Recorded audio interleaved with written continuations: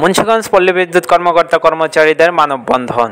বাংলাদেশ পল্লী বিদ্যুতায়ন বোর্ড কর্তৃক নিম্নমানের বৈদ্যুতিক মালামাল ক্রয় ও সরবরাহ, প্রয়োজনীয় মালামাল ও জনবলের কৃত্রিম সংকট তৈরি করে গ্রাহক পর্যায়ে বিভ্রান্তিমূলক তথ্য ছড়িয়ে পল্লী বিদ্যুৎ সমিতির কর্মকর্তা কর্মচারীগণকে হয়রানি করার প্রতিবাদে এবং গ্রাহক প্রান্তে নিরবচ্ছিন্ন বিদ্যুৎ সরবরাহের জন্য দ্বৈতনীতি পরিহারপূর্বক বিআরইবি পিবিএস একীভূতকরণ সহ অভিন্ন চাকরিবিধি প্রণয়ন ও সকল চুক্তিভিত্তিক অনিয়মিত কর্মচারীদের চাকরি নিয়মিতকরণের দাবি দ্রুত বাস্তবায়নের লক্ষ্যে শতভাগ গ্রাহক সেবা চালু রেখে সারা দেশে একযোগে শান্তিপূর্ণ মানববন্ধন করেছে কর্মকর্তা ও কর্মচারীগণ।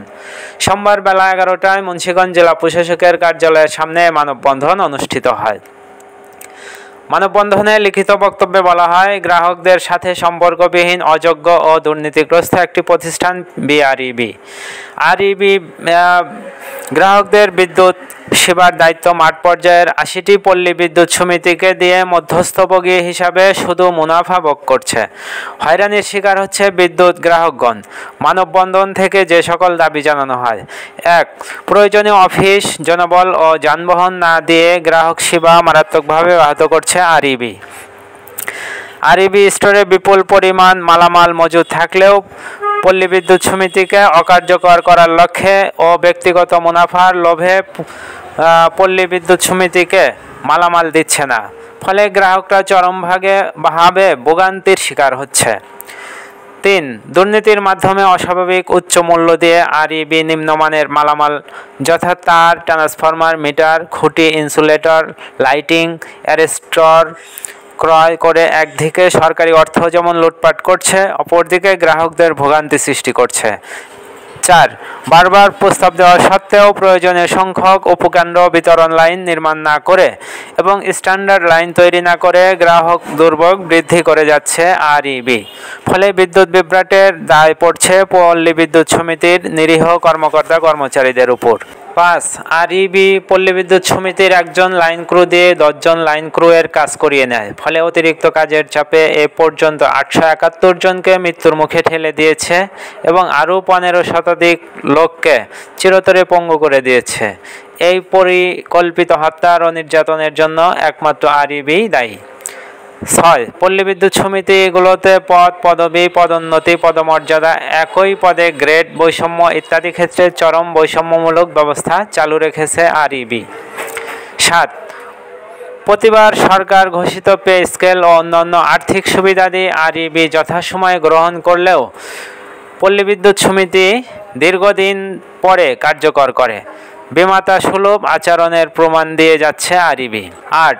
অডিটের নামে, মনিটরিংয়ের নামে, প্রশিক্ষণে উত্তীর্ণ করানোর নামে ঘুষ হয়রানির মাধ্যমে আরইবি প্রতিনিয়ত পল্লী বিদ্যুৎ সমিতির কর্মকর্তা কর্মচারীদের জীবন অতিষ্ঠ করে দিয়েছে।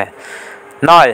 ইন্স্যুরেন্স ফান্ড, রিভলভিং ফান্ডের নামে, ডিএসএল পরিশোধের নামে পল্লী বিদ্যুৎ সমিতি থেকে হাজার হাজার কোটি টাকা নিয়ে আরইবিতে মজুদ করেছে এবং এ টাকা লগ্নি করে ব্যক্তিগত মুনাফা নিচ্ছে। অথচ অসচ্ছল পল্লী বিদ্যুৎ সমিতিগুলো অর্থের অভাবে বিদ্যুৎ লাইন ও সিস্টেম উন্নত বা আপগ্রেড করতে পারছে না, ফলে ক্ষতিগ্রস্ত হচ্ছে সম্মানিত গ্রাহকগণ।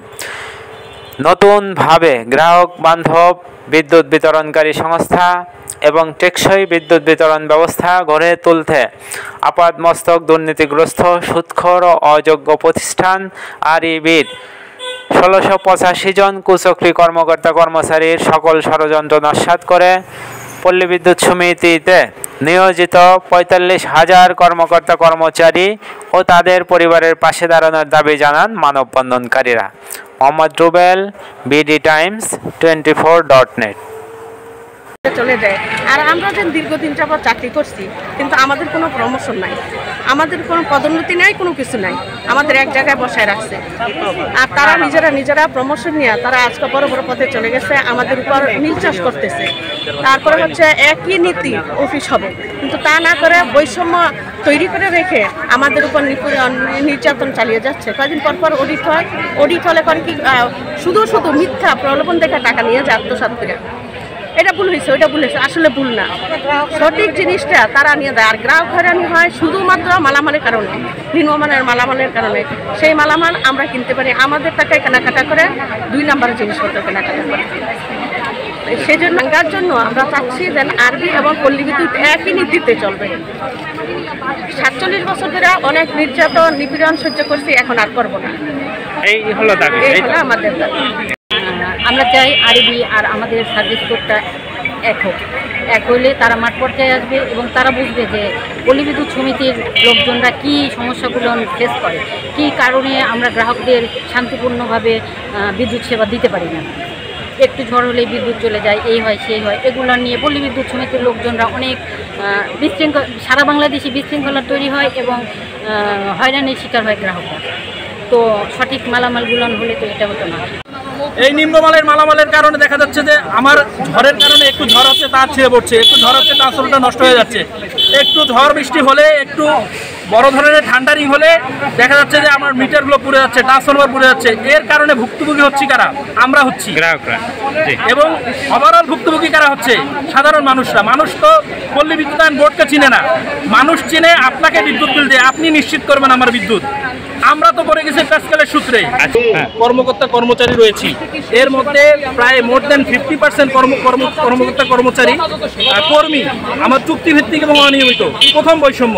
দ্বিতীয় বৈষম্য হচ্ছে যে একই শিক্ষাগত যোগ্যতায়, একই নিয়োগকারী প্রতিষ্ঠান, একই নিয়োগকারী কর্মকর্তা যারা নিয়োগ হয়েছে, দেখা যাচ্ছে যে তারা 10 বছর বা 5 বছর পরে যে পদোন্নতিতে পাচ্ছে, আমি 20 বছরে সেই পদোন্নতি পাচ্ছি না। এবং একই পদে দীর্ঘদিন কাজ করা, মাঠ পর্যায়ে তাদের কাজের কোনো অভিজ্ঞতা নাই। যদি মাঠ পর্যায়ে তারা থাকতো, তারা আমার দুঃখ বুঝতো, সাধারণ মানুষের দুঃখ বুঝতো। তারা নীতি নির্ধারণ করছে ওই ঠান্ডা ঘরে বসে, তো তারা কিন্তু আমার দুঃখ বুঝছে না, সাধারণ মানুষের দুঃখ বুঝতেছে না। আমাদের দেখা যাচ্ছে যে ওই যে বললাম 2009 সালে গ্রাহক ছিল আমার 70 লক্ষ, আজকে 2024 সালে 3 কোটি 60 লক্ষ গ্রাহক। আমার কর্মী কিন্তু বাড়ে নেই, সার্ভিস দেওয়ার কর্মী কিন্তু বাড়ে নেই, গ্রাহক বেড়েছে, লাইন বেড়েছে, 5 গুণ লাইন বেড়েছে। আমাদের যানবাহন বাড়ে নেই। তাহলে আমি এই সীমিত যানবাহন, সীমিত লোক, সীমিত কর্মপরিবেশ দিয়ে আজকে বিদ্যুৎ সেবা দিতে হিমশিম খাচ্ছি। এই পুরো সিস্টেমটাকে হযবরল করছে হচ্ছে বাংলাদেশ পল্লী বিদ্যুৎ উন্নয়ন বোর্ড।